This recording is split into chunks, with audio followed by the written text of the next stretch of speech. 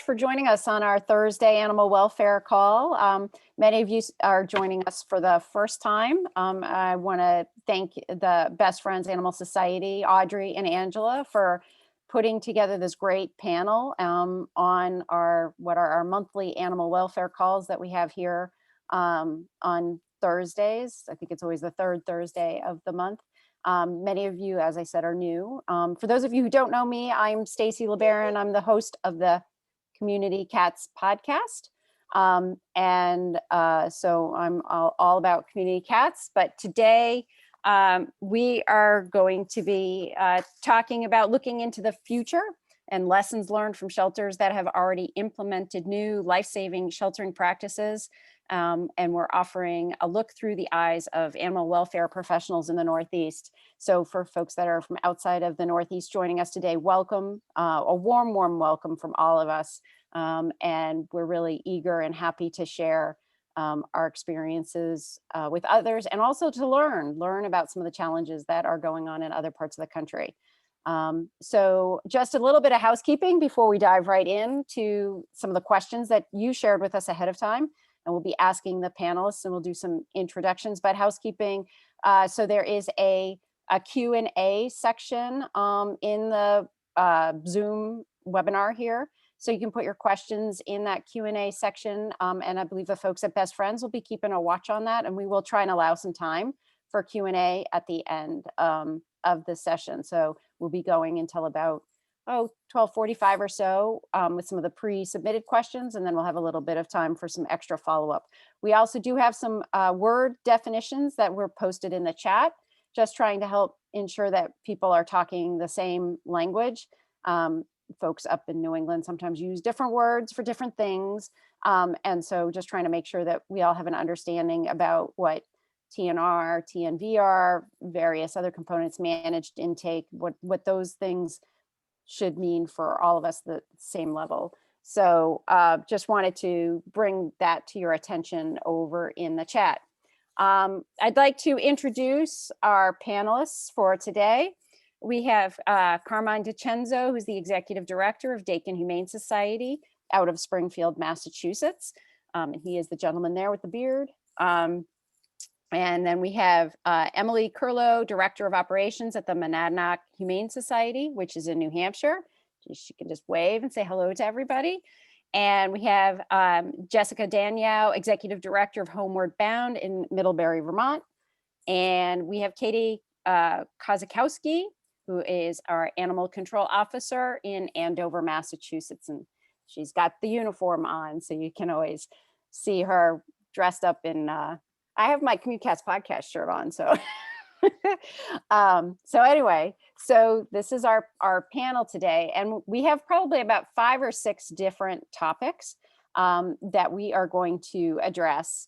And before we jump right into different topics, I'm just going to check in with Audrey and Angela. Anything else we need to cover before we jump right in? Nope, I think we're good to go. Just the functionality for the mute and unmute that folks have, but we're good to go. You covered it. Excellent.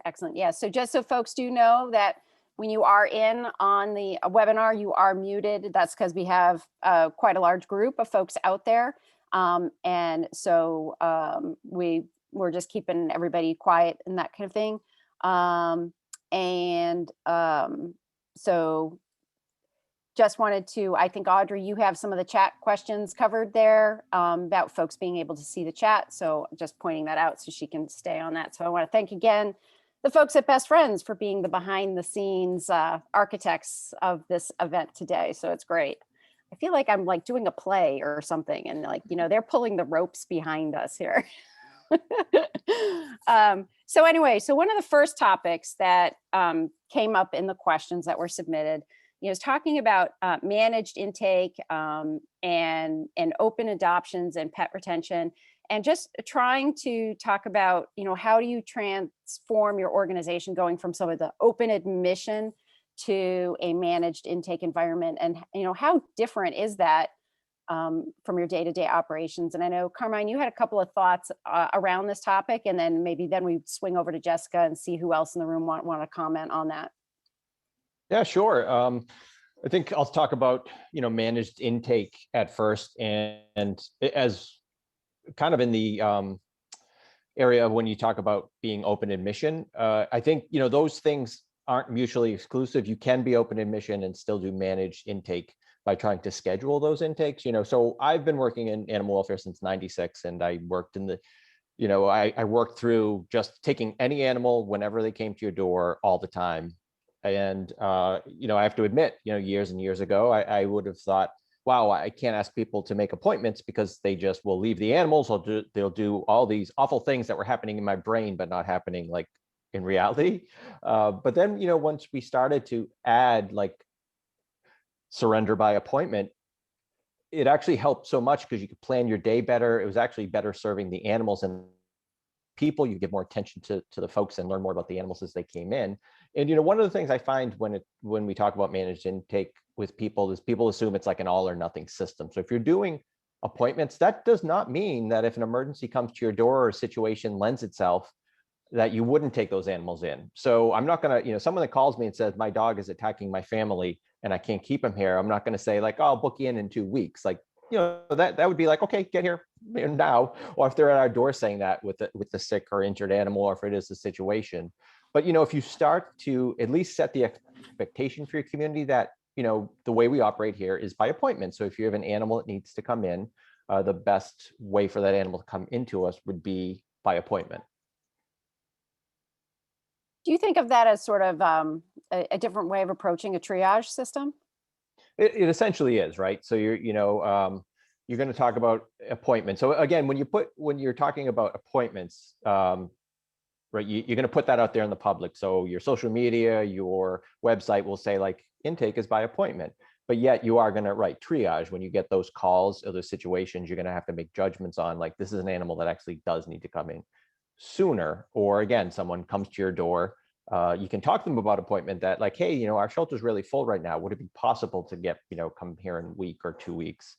And it is, really making determination of what animals might need to come in right away and what could actually wait. And again, help with the population in your shelter and not overcrowding, again, better serving that person and animal. And it, what needs to come with it is explaining why that's the system. So to simply say like, oh, we take intake by appointment doesn't work. You need to have a reason why you're doing that. And it is to better serve the animals. If I have a shelter that's full, it's going to be harder for your animal to come in right now and for me to find them a home or have the resources to do that. Jessica, what are your thoughts? They're similar, and I was thinking about one of the ways that we sort of moved into this. And I've been working in Vermont shelters for about 20 years, and early on in my first shelter, it was a rural area, and we would come in. I just remember we'd come into banana boxes. There were always banana boxes of sick kittens parked by the door, and that was how our day started. And we knew the shelter was already full and whatnot. And then the day would carry on and more calls would come in. And so our shift was kind of born out of desperation, if you will, a long time ago. And that was to start to triage with people on the phone. Like, I know you have those kittens to come in, but quite honestly, I don't have a cage to put them in. Can I get you a care package so you can take care of them at your house? And I will call you in a week or 2 weeks and get them in then. So for us, there wasn't a lot of foresight. It was like, how can we stop the bleeding here in the shelter as easily as possible? And then slowly but surely that, what I found, one of the things that I found was interesting is that the community kind of helped to share our situation. Like, oh, they're really full right now, but call them and they'll help you out, or they'll make an appointment when they can. So like Carmine said, it was taking the time, which I often felt like I didn't have. You took the time to talk to each person and explain why it was so important that they help us understand the urgency of their situation, or let us explain the urgency of ours. But it really, over time, it really paid off to take that 15, 20, 45 minutes to talk to one person in order to help that one litter of kittens, to kind of establish the ground rules for managed intake. When did you start doing managed intake? What estimate, what year? Honestly, I've always considered, and I believe in the philosophy of open admission when it's oriented around shelters being places that animals who have nowhere else to go should come. So I've always called the shelters that I've managed or directed open admission, but I've also always done intakes by appointment whenever possible in order to manage staffing and make it easier on the people who are working there. I think COVID really helped us it was one of those silver linings. It helped us to really justify appointment, operating by appointment, because we would schedule appointments, but we would also take walk-ins. And I found it so interesting that since we've done it by appointment only and the walk-in is the exception, we don't have a lobby full of people demanding assistance and only 3 adoption counselors able to help them. So everybody gets a better experience when they come into the shelter, when there's just a little chance to control the flow. Emily, what's your experience been? So I've been here for about 16 years, and when I first started, we didn't have a long waiting list of dogs to come in, but our cat waiting list was almost 300 cats long. And it was really overwhelming to come into a shelter and try and work through that. It took about 1.5 years for us to really make that switch. And it came down to really saying, hey guys, if we're asking these people to wait 3 months to bring their animal in, that's not going to work. But I also can't have a line out the door, is also really hard on the staff. So what's the happy medium there? So we worked really hard, and we are, it's funny, Jessica, I kind of call us the same thing. We are open admission, but have always done appointments. So I feel like those terms are very, very similar. Now how we manage things is when we get a phone call and animals are coming in, that could mean an hour from now, or it could mean tomorrow, or it could be a week from now. It really is dependent on the situation that's happening. And I think, again, to Carmine's and Jessica's point as well, how we work on communicating that is, yes, it's better for the animal if we're able to do that. But hey, when we talk to the clients, we will be able to serve you better by having, instead of a lobby full of people, you will have a one-on-one with a counselor to be able to get all of that information on that animal, and they very much feel like they are served better as well. So we've continued with that model, and it's working very well for us. It's very interesting because one thing that happened maybe in the olden times is there was at one point the open admission versus limited admission polarization of shelters. And here we are, we're saying, no, we're all kind of the same, and bringing it together. So I find that very interesting, because at Merrimack River Feline Rescue Society, which I ran, we operated very much in the same way, which was you triage situation, bottle baby kittens are just showing up. Well, you've got to kind of deal with that and trying to support what you can. But then, you have other folks that, can do a managed intake situation.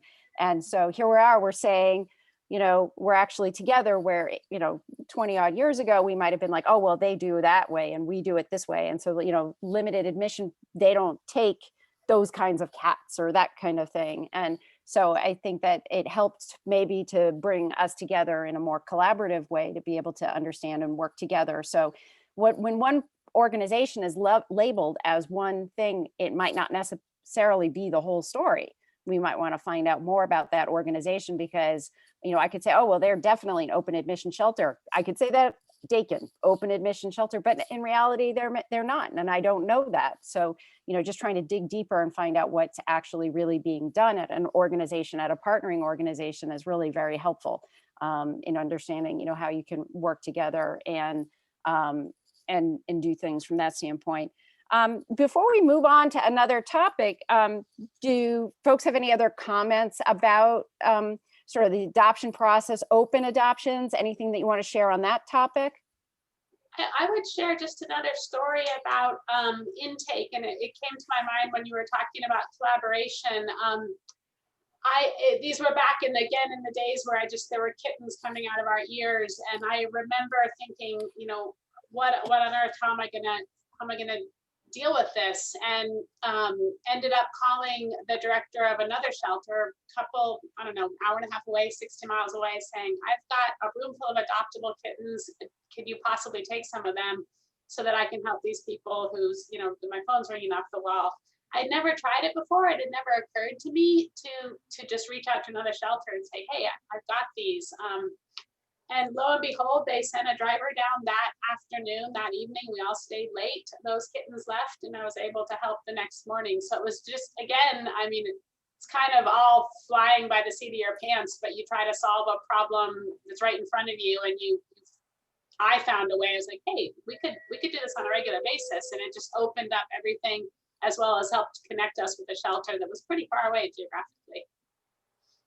That's great. Excellent.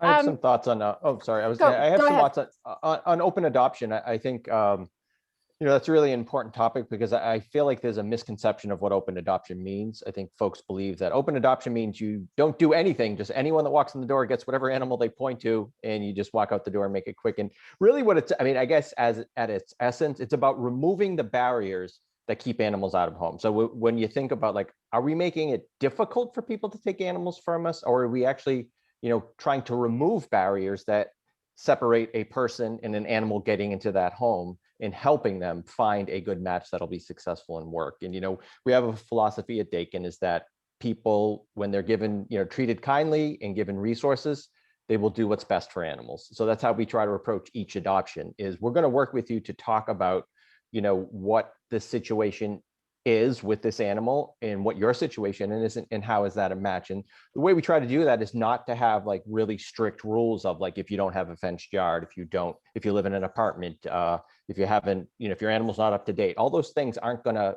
eliminate you from the conversation, right? You're going to have those conversations. And at the end of that conversation, you might determine, like, this probably isn't the best situation and it's not going to be successful.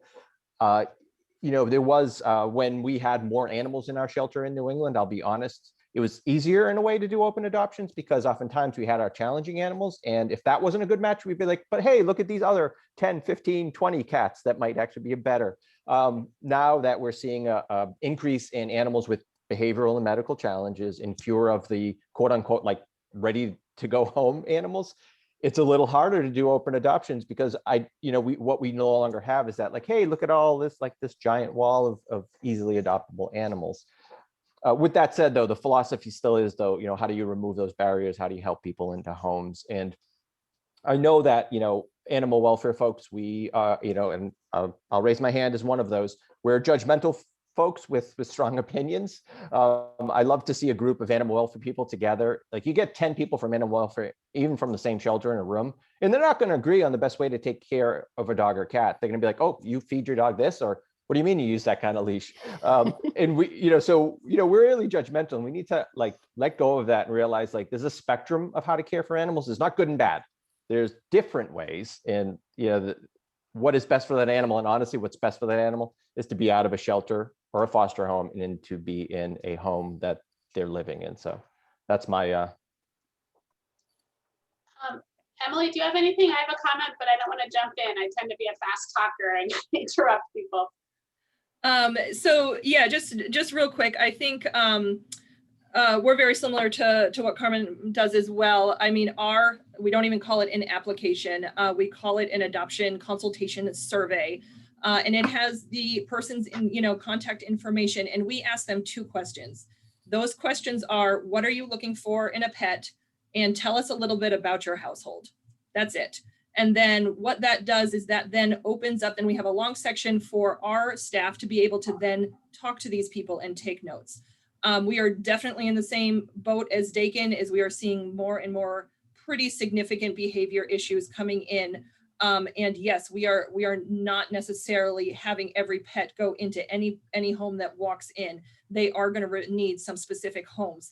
But the information that is gathered from asking those 2 questions really eliminates about 80% of the back and forth and all of these different questions that normally these people would be checking off on boxes. And they're feeling a little bit more like we are interested in what they're looking for and making this work. And therefore, they're going to put the work in and give us the information that is going to make a best successful match. Jessica?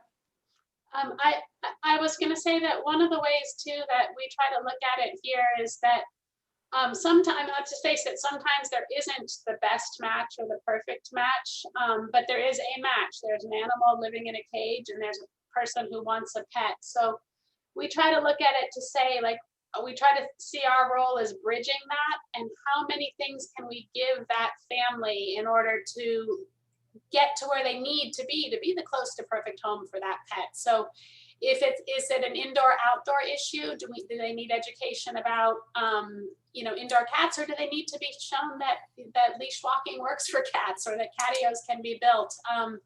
If it's a dog in an apartment issue, there's other resources. So I think it's about to try to quell the judgmentalism that animal people just have. My staff's in a training right now about filters and judgments that we make about people unconsciously.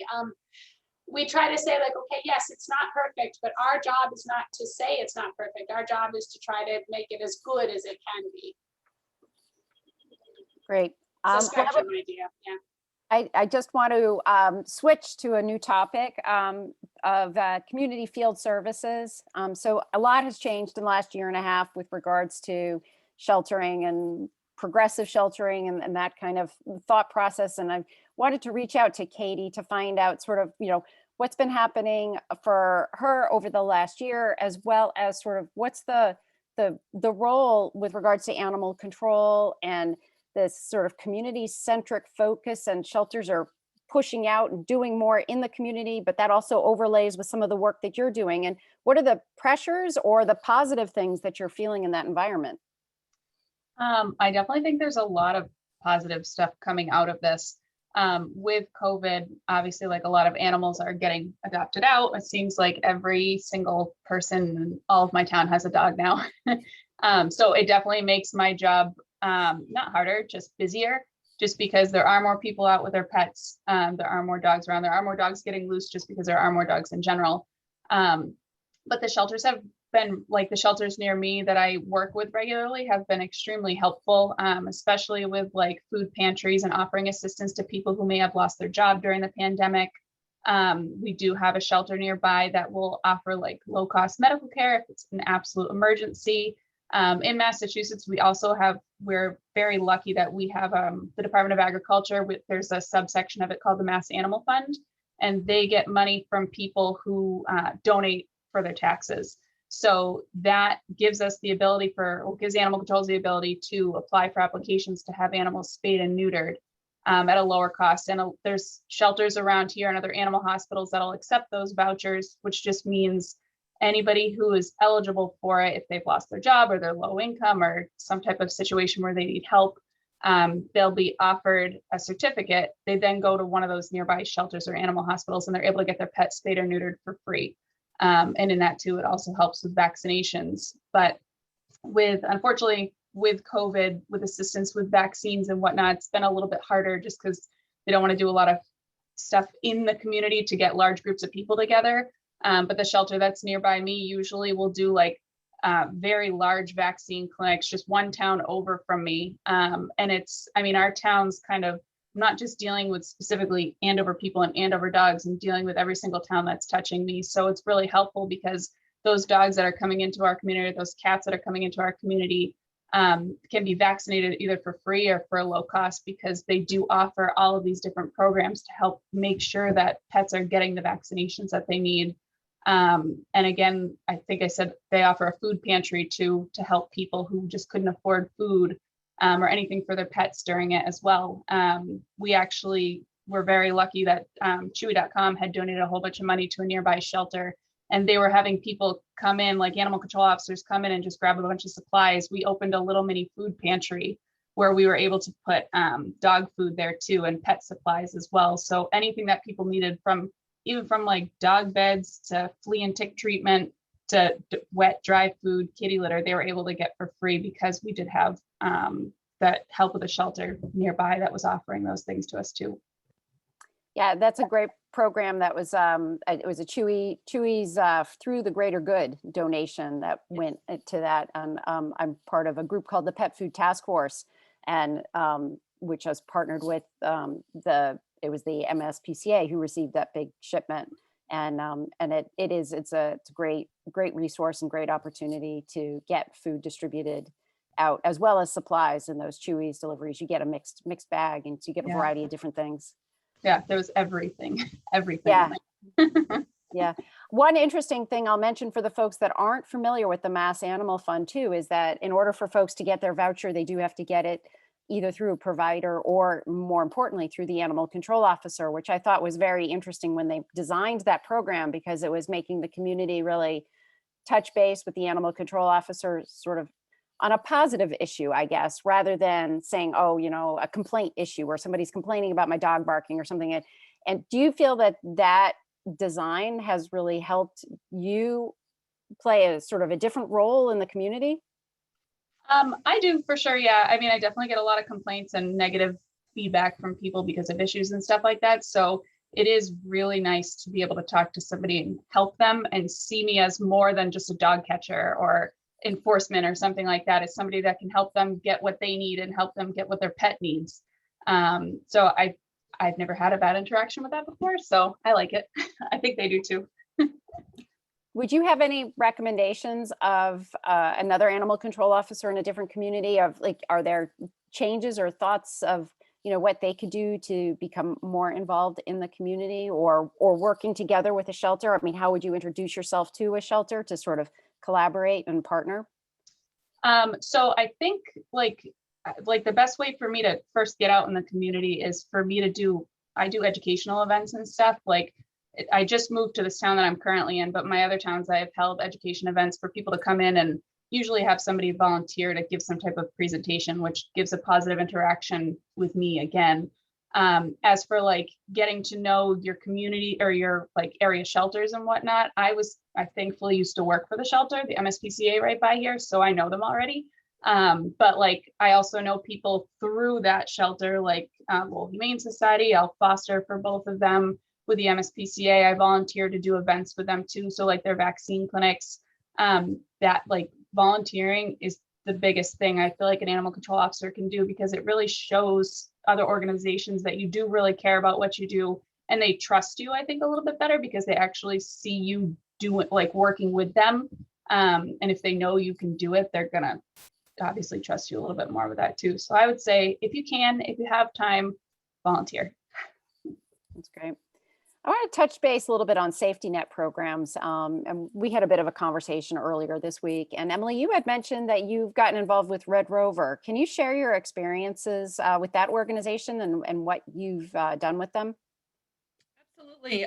So we have had Animal Safety Net is for, I think it started for as people fleeing domestic violence, for a place for their animals to go. And when I started here many years ago, it was a very basic program. We just called it the Temporary Emergency Boarding Program, where basically people could come and leave their animals, but they were very much just boarded here. We couldn't treat them medically. We couldn't really put them into foster care. We literally just held them and hoped that, we could reunite them, whether it was a week or 2 weeks beyond that. That program has really grown. Back in 2016, we kind of revamped the whole thing and now call it our Animal Safety Net Program, where it's a little bit more sophisticated, and those animals are basically temporarily relinquished here to the shelter so they can be treated medically. We spay, neuter. We've done a lot of like lump removals, dentals, all of those things that those animals will not necessarily get elsewhere. And then we can also get them out into foster care. So for those longer term situations, we can still help in those situations. Last year, Red Rover reached out to us, and honestly, it was through a partnership. We had worked with some area shelters in Vermont, take dogs back and forth. We were trading some different things, and this person had left the shelter but now works for Red Rover, reached out to us. They were looking to make New Hampshire didn't have a designated shelter that would take animals. And so what we did is we converted our garage. Red Rover worked with Rescue Rebuild. We applied for a grant, and we completely transformed our garage into Animal Safety Net space. So we got some funding for that. They came in, they did a whole build. They were fantastic, very organized, very quick. They were in and out of this building in less than a week and completely converted our garage into brand new kennel space. So now we have 6 new kennels with outside runs, as well as a very nice visiting room for people to come in. If they're fleeing domestic violence, we have opened that program as well to include people who are struggling with homelessness, as well as drug addiction and rehab services. So that program kind of encompasses all of those things. And we just, in the 5 months of 2021, and we've already seen over 50 animals go through that program. So it's been busy.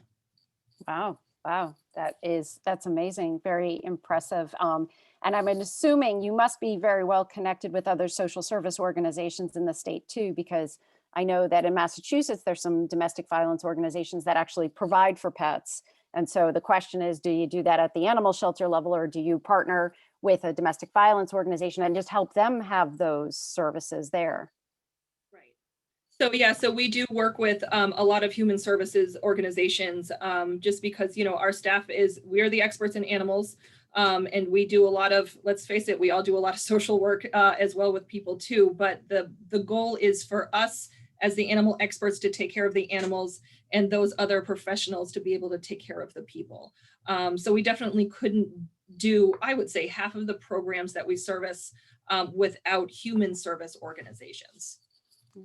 Some of the other safety net programs, and we touched upon it a little bit earlier, is having food pantries and providing supplies that will help folks be able to keep their pets, as well as access to care, medical, and other services. Carmine, I don't know if you have any thoughts or ideas and comments sort of on this issue of sort of supporting the external networks of animals in our community. Yeah, specifically, I'll talk about pet food pantries because I did see a question this question comes up from time to time. Does providing pet food to people keep animals out of shelters? And really, I'll preface this by saying there's no hard evidence one way or the other really to say that, but I'll tell you my feeling is it does not. And quite frankly, that is not the aim of the program. Our pet food pantry, which is pretty robust. On a normal year, we dispense about 30,000 pounds of food. In 2020, it was 130,000 pounds of food. So we're handing out a lot of food directly through our shelter or with human service partners we work with. But the aim of that program is not to keep animals out of shelters. It is to enhance the lives of people and animals. So something I've been saying a lot lately, and this is kind of in my mind, the future of our organization and many other animal welfare organizations, is that we're actually a human service agency with a focus on companion animals. So our role is we work with humans, and the area we focus on is pets and companions and providing services to those. One of those services is sheltering and adoption. Other of that service might be providing food, low-cost spay neuter, low-cost vaccines, other resources. So, I guess if you have a pet food pantry, you have to look at what is your aim. And if your aim is to keep animals out of your shelter, it's probably not going to do that. But is it going to do good? I would say yes, and I think it's very important. We know that humans that don't have access to pet food give their food to their animals, so they're actually not taking care of themselves. They're probably not, again, not providing their animal with the type of nutrition they should get, but it's out of a good place. So, I do think they're very important programs. But one thing I would say is it could, like all this stuff, it's like tools that you can kind of shift and use in different ways. So we talked about, making appointments to take intake and to schedule those. So if someone comes to you and it's financial reasons, and it would be better for the shelter and that animal to come in 2 weeks, 3 weeks, provide that person with 3 weeks of food if that's the concern for that temporary need.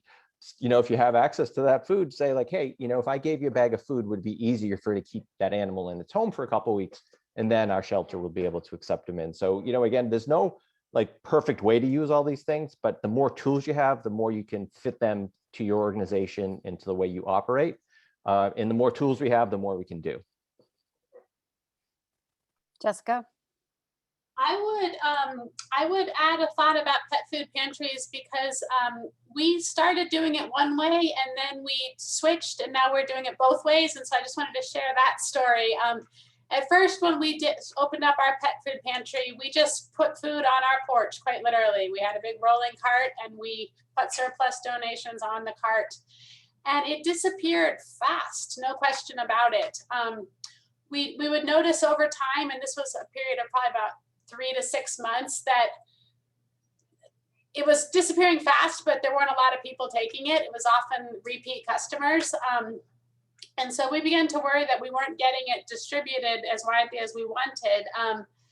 And we also, then it just so happened that it was springtime and the neighbors started telling us that there were bears out. And so they didn't want us leaving our food on the porch all the time. So we brought it in at night and we started thinking about how we could redistribute it. And we started then, it was in conjunction with another program where we began to make connections to the people who were using the pet food through talking to our local social service organizations and building the relationships with the individual pet owners, which has now grown into our Safetynet program.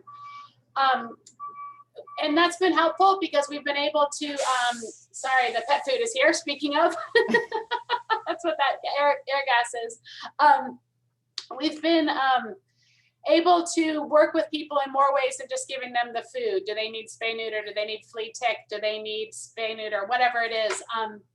Sometimes we are lucky enough to end up with extra food, which we now are also throwing out on the porch and kind of doing pop-up, flash pop-up sales via social media. And that goes very quickly and helps. But I like to think of it, again, sort of relating it to open adoptions, that just as it is our role to fill the gap between an adopter and a pet, when we're working in the community with programs like this, it's to fill the holes that are necessary to keep the human animal bond together. And like Carmen said about, people giving their pets human food, if we can take care of that piece, they've just got a little bit more to go to take care of their kids or their spouses or their homes or their vehicles or whatever the case might be. So again, pieces of a puzzle, and we just try to, fill in the piece that's makes most sense.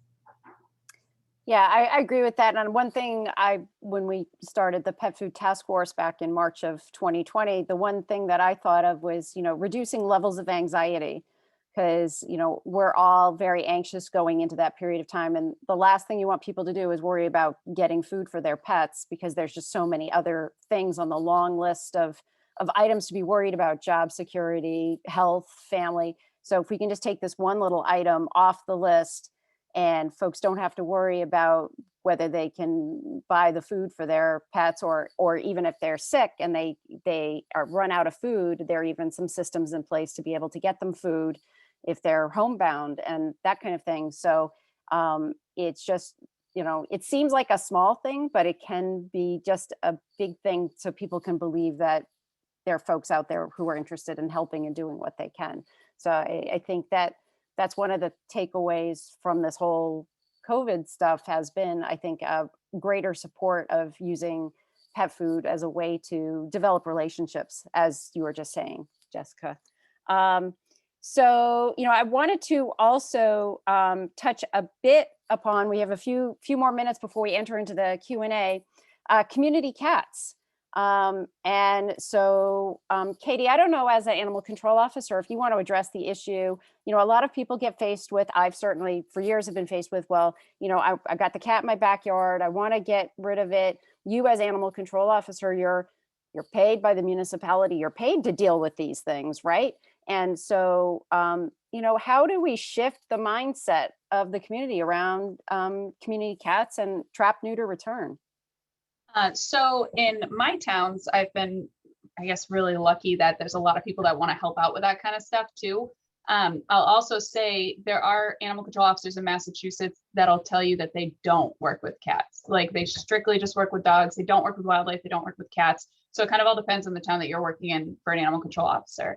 I actually have somebody that I'm working with right now who's got a cat in his backyard. And before we confirm, because everybody will call me and tell me it's a feral cat if it's stray. So if it's just outside, it's a feral cat. If they can't touch it, it's a feral cat. So first I want to confirm that they're feral. And usually what I'll do is I'll tell them to put posters up. We use a social media page. If they can touch them, I usually ask them to get a breakaway collar and attach a little note to it to say, if I'm owned, please call this number. And then from there, if we've confirmed, like, you can't touch it, we have to trap it. A lot of people have been really, really helpful in bringing them somewhere themselves, or they're like, oh, do you have any ideas so I can call? And usually it was the Merrimack Valley Feline Rescue Society. They're very helpful. or like the MSPCA or somebody else. But the communities I've worked in, again, like this one is wealthy. So some people are even willing to pick up the cat themselves, bring it somewhere, get it neutered or spayed, and then return them to the area, and they just take care of them in their yards. I have a couple people in town who kind of have like feral colonies that they'll take care of too, where they have usually just like a small amount of cats, but they feed them every day. They have little feral cat houses and stuff for them outside too. So there's a lot of people in my town that love animals already. Obviously, there are people that don't and they want them taken away, but we kind of have to explain to them they're not going anywhere anyways. If I do anything, I'm returning them back to the same area too. So it's more like education based and say, why could this be helpful for you? Maybe they catch a lot of mice. Maybe they do something that can help that person that'll make them dislike them less. What about the public health issue? What about the, ensuring that the cats have rabies vaccines? The thought around, using cats that are rabies vaccinated will help protect us because of raccoons. They'll provide a buffer. Do you ever use the sort of the Board of Health language? Or that's what I tend to use sometimes. If I'm talking to a Board of Health, I'll say, well, we're ensuring that these cats are getting their rabies vaccine, and at the same time we're getting them spayed and neutered so we don't have unvaccinated kittens running around. Is that something that's helpful to you? Honestly, I've never really had to use that before. I don't have a lot of cat issues or anything. It probably, like in my career, literally a handful of them. We don't have like a ton of feral cats that are around here, so I've never had to get to that point before. Usually it's more people either just getting upset that a cat's coming to the backyard, usually because they're tormenting their cat through their glass window or something like that. But that is definitely very helpful in terms of like a town standpoint. So like if you're trying to convince your town why you have to do this or why you should, rabies is absolutely a huge way to help with that too. Carmine, do you have any thoughts on trap, neuter, turn, and community cats?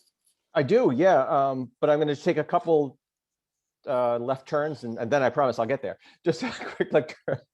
Because one of the things I want to talk about is we changed our kind of the way we approach stray cats and taking them in. Before, if someone found a cat, we would just take them in.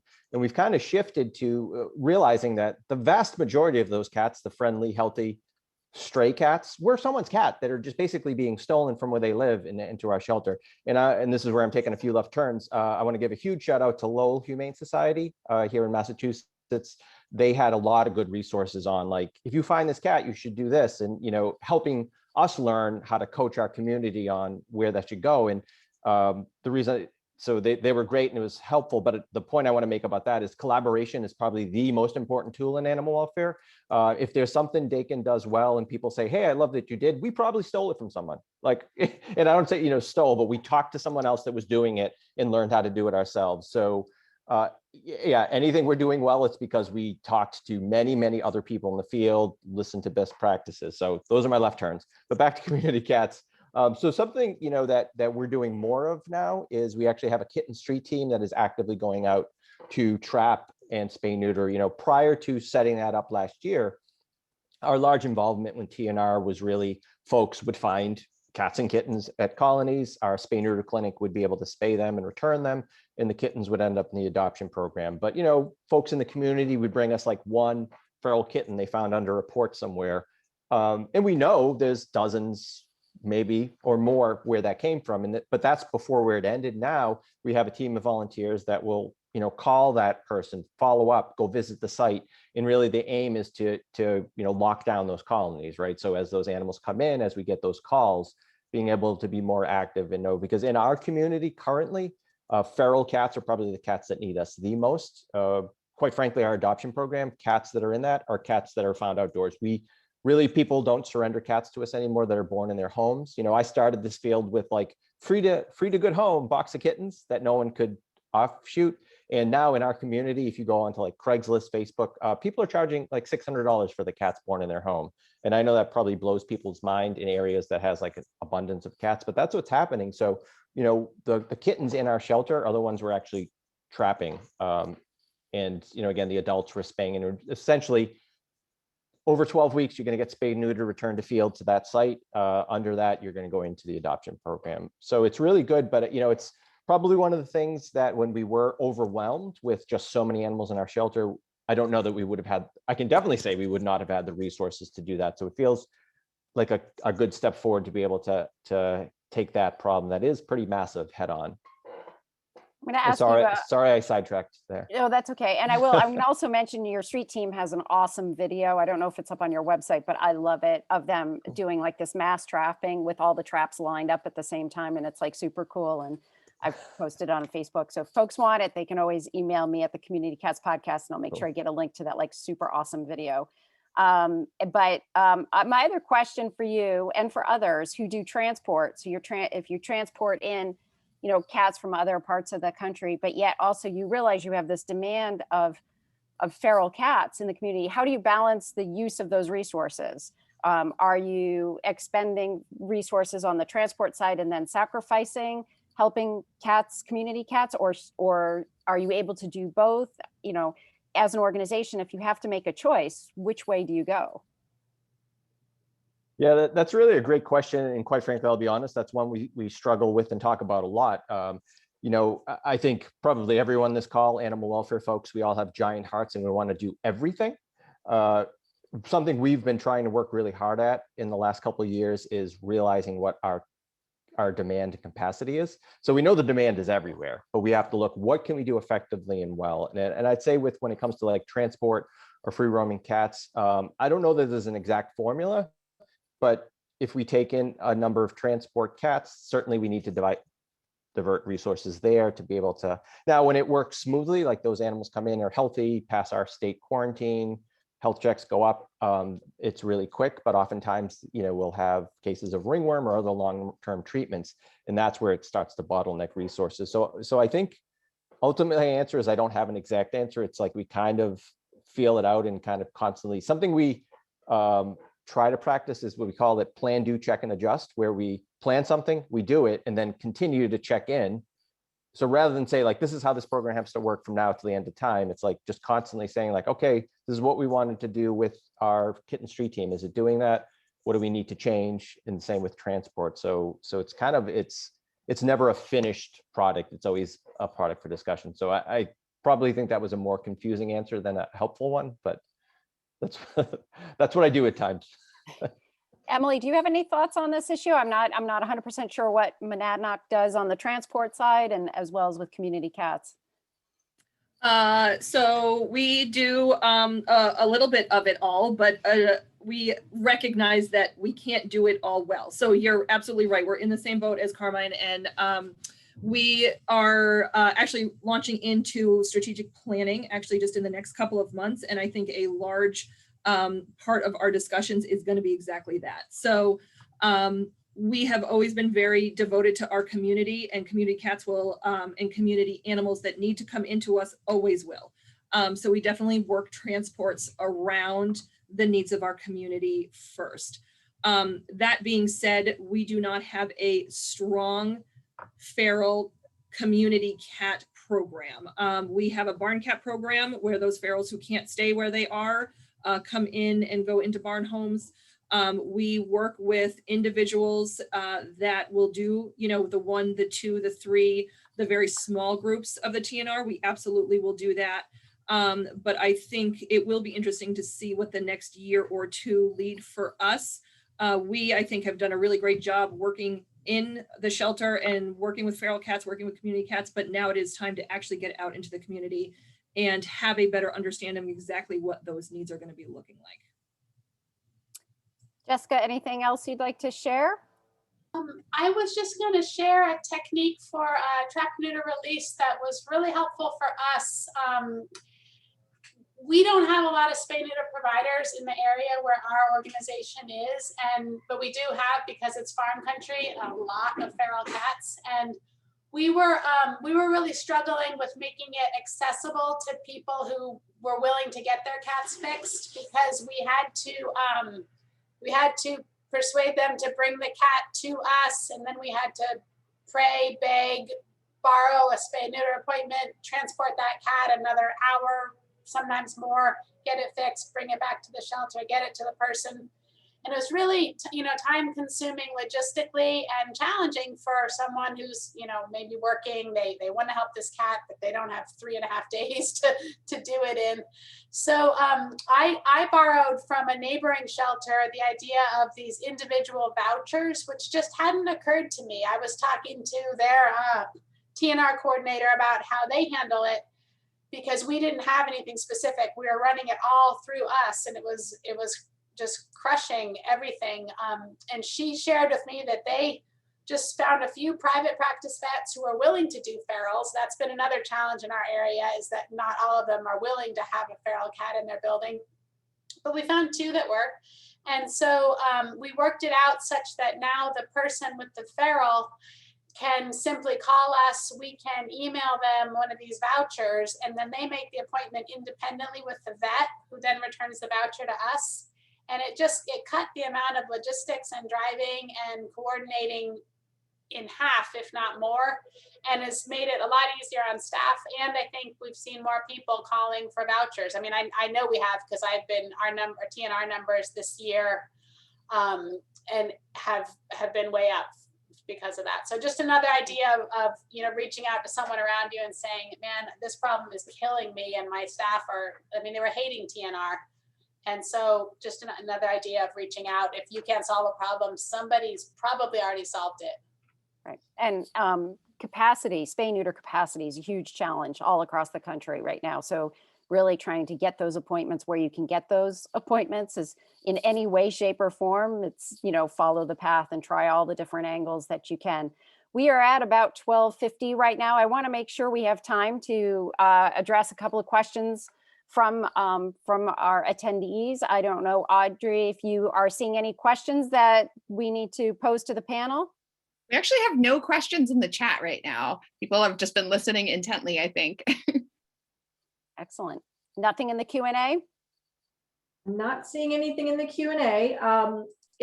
Is that the case? You guys that are attending, you should have the ability or the functionality to either raise your hand and we can go ahead and unmute you, or have the ability to unmute yourself to ask a question. If you want to take a look, if there's no questions, that's great, but I just want to make sure we're not missing anything. I have a question. I always have questions, so even as the moderator. So, here we are, a group of New Englanders who, we like to believe we've done it all and we know it all and all that kind of stuff. Just being honest. So if there are folks and organizations outside of New England, how could we collaborate with other organizations, or how can we assist other organizations, without saying, well, these are things we can do, these are things you can try, but what is it that we can actually do to immediately help? Do we craft buddy systems?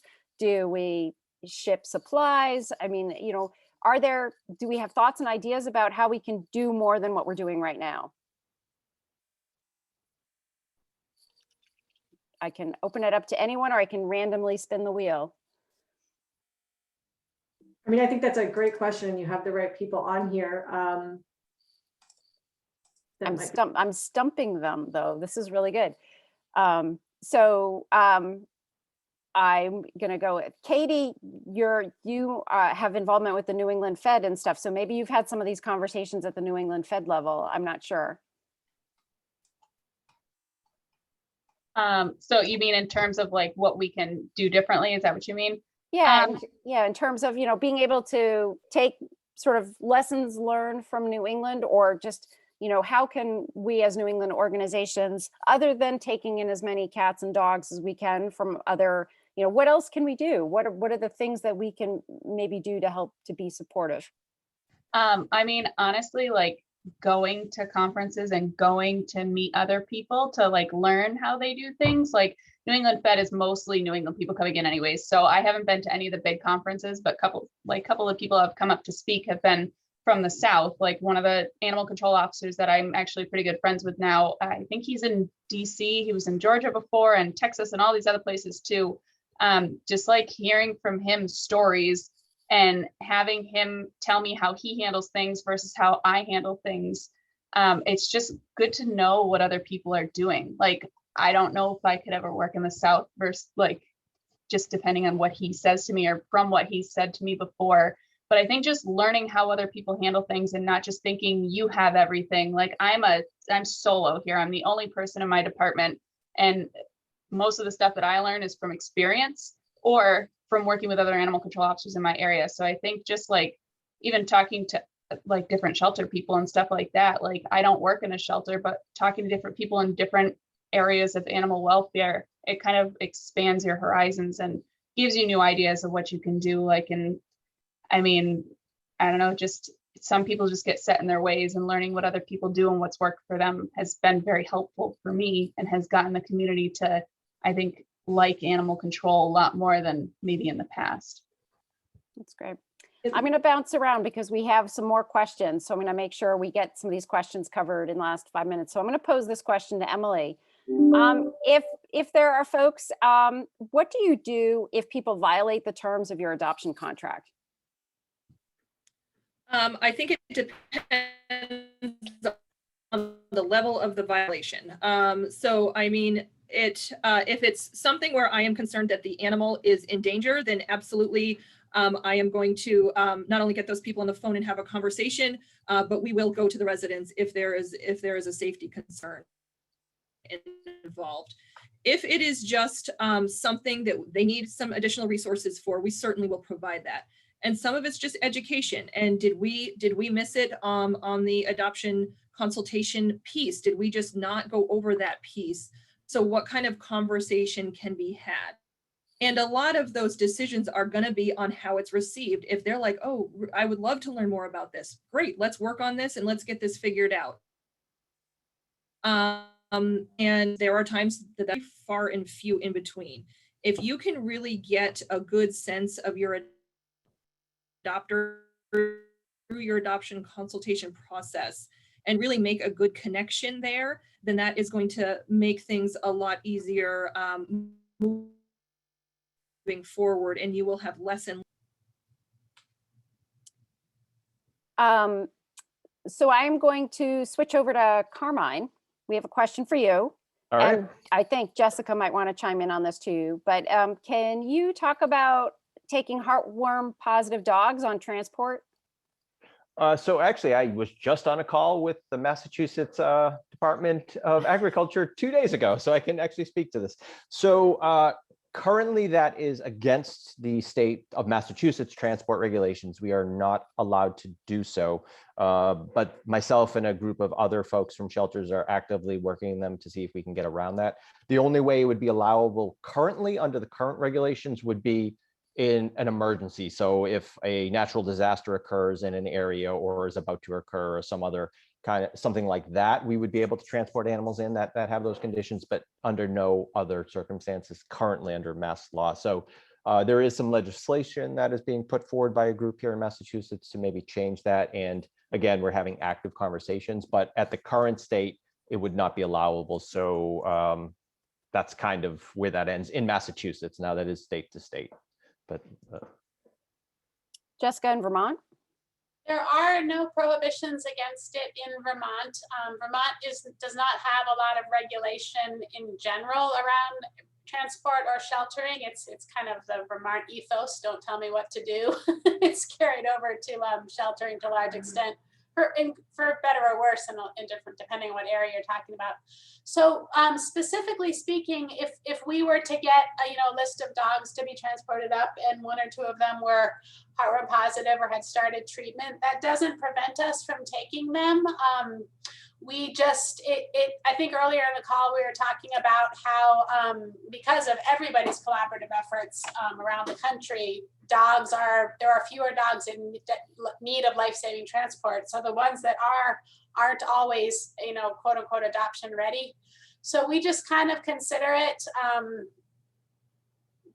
part of the cost of doing business, if you will. They come up, they go into foster to adopt homes, and they stay in our financial custody until their heartworm treatment is complete. But we do try to get them into the adopter's home or a foster home during that period. We also, I don't know if this is climate change or what, but we see more and more local dogs turning up heartworm positive right here in Vermont, right from this county, than we have in previous years. So we're more familiar with it, and it used to be really scary, like, oh God, he's got heartworm. But now it's just something that needs to be treated and handled. So it's not a deal breaker. Excellent. Well, we are at 1 o'clock, and I want to thank the panelists so much for their time today. And of course, a big shout out to Best Friends Animal Society. And for folks, this animal welfare call that is occurring today, it's a monthly call. So it's the third Thursday of every month. So our next call is going to be on the 17th of June. And I believe we have Angela will be joining us, I think, in June. I think we have her on the schedule. So if you are interested in finding out more about getting on the call list, I have an email list where I send my reminders out. You can email me at stacy@communitycatspodcast.com, and I'll put you on the animal welfare call list. We're here every third Thursday in the month. And thank you, everybody. Any final announcements from the folks at Best Friends? Go ahead, Katie, if you have something. I just wanted to say just one last thing, just because I'm always surrounded by shelter people. I'm not always surrounded by animal control officers. But I just wanted to mention something to everybody who's listening. If you don't know your animal control officer and you work in the shelter, my absolute biggest recommendation would be go say hi to them, go talk to them. We're fighting the same battle that you are with a lot of the same stuff. And my shelters out here will ask me to go check on animals, make sure people are okay if they don't sign up for their appointments and whatnot too, if they have appointments for spay neuter there. But my job is literally 1 million times easier because I have good relationships with animal shelters that are nearby. And I like to hopefully make their job a tiny bit easier by helping them too, and by helping people remain in their homes with their pets opposed to having to surrender them. So please, please, if you don't know your animal control officer, say hi, buy them a coffee, sit down with them, chat with them. Hopefully you guys can become good friends. Excellent. Sounds great. Good advice. Yes. So thank you, everybody that was able to make this. This is kind of our first attempt at what we hope to be future opportunities to start to get to know each other in the different areas of the country. As everybody has been so great about speaking to the fact that we're all at different places in our journey, but there's value in talking to those who have been there, done that. And there's value in talking to those that might be there now, but are having to figure out different things that maybe they didn't. And so we're going to try to have some more platforms that do that. Stay tuned. We will be sending out a survey after for you folks that were able to attend. We really would like your feedback. We want these to hit home for you guys. And thank you very much to all of you that made time to be on the panel. It was really, really valuable. And I just appreciate everybody's time and effort. Thank you. Take care.